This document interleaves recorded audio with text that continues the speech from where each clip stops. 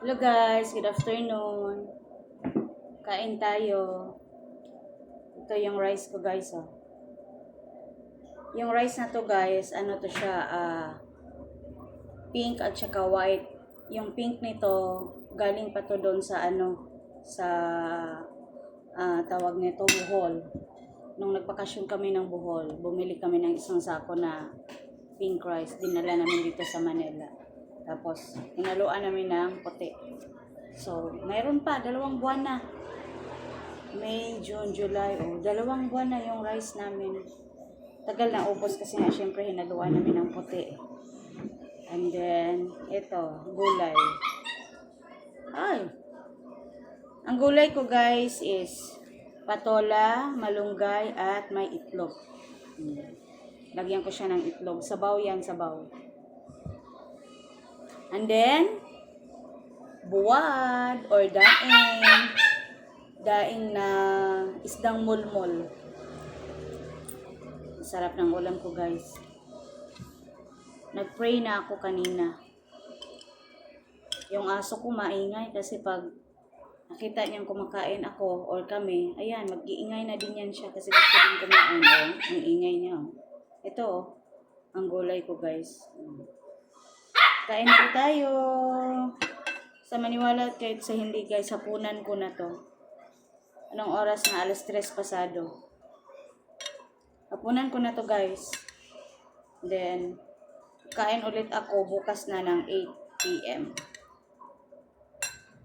So, papayat na kaya ako nito guys. Alam nyo, ang laki ng mukha ko sa cellphone, sa totoo lang. Pero, hindi naman ganito kalaki sa personal yung mukha ko. Galupad-lupad yung langaw.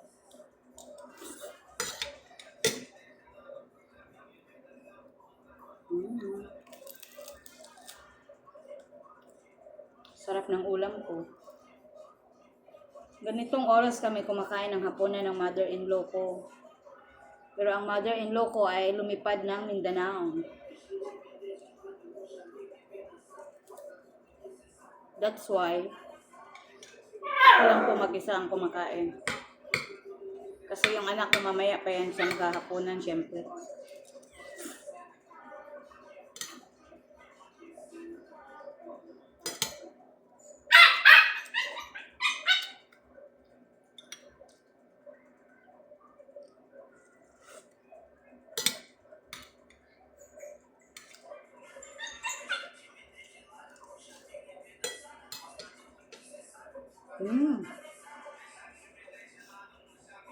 Ang dami kong naitubo, kaya ang laki na bunga. Tumubo yung ano ko. Bibit. Hinugasan ko to, pero maalat pa rin siya.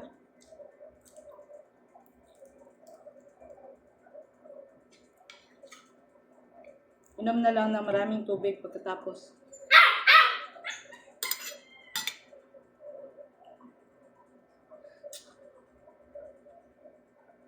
Ang laki kasi ng kutsarang nakuha ko.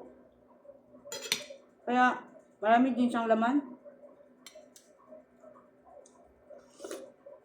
Kaya pag magsubo ako,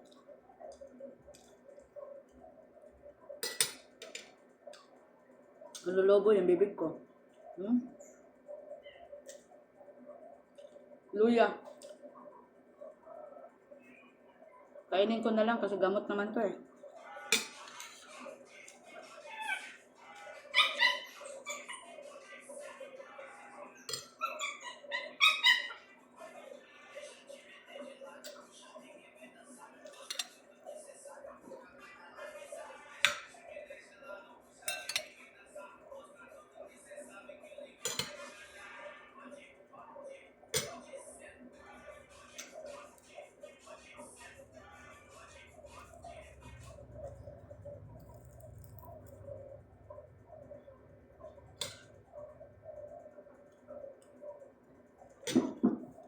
Kunin ko yung espindi na gawa ng mother-in-law ko.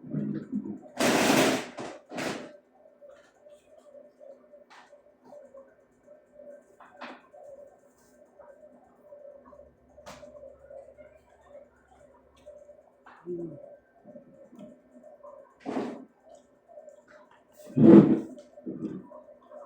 Ayan guys.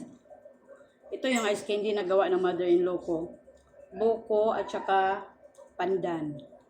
Nabintahan ako kanina ng siyam na piraso. Tag 5 piso lang to, pero malaki oh. May bumili sa akin, 9 pieces. Natutulog ako, yung kapitbahay namin natutulog ako, ang lakas ng boses niya, tinawag ako. Kasi, akala ko magpa-Gcash. Bibili pa lang ice candy.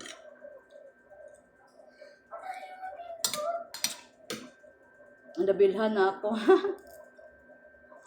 Nung nakaraan, gumawa din kami ng ice candy na mango. Wala, naubos pa lang. Nakain lang namin ang kinakain. Hindi pa ako nakapagbenta sa school.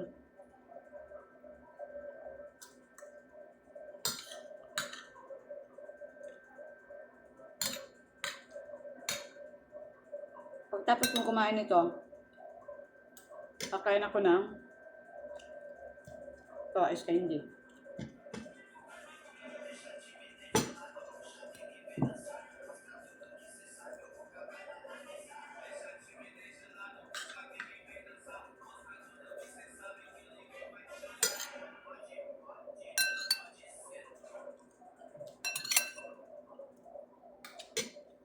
So, yun lang po guys, kasi mahaba na yung video ko. Sana ma-post ito.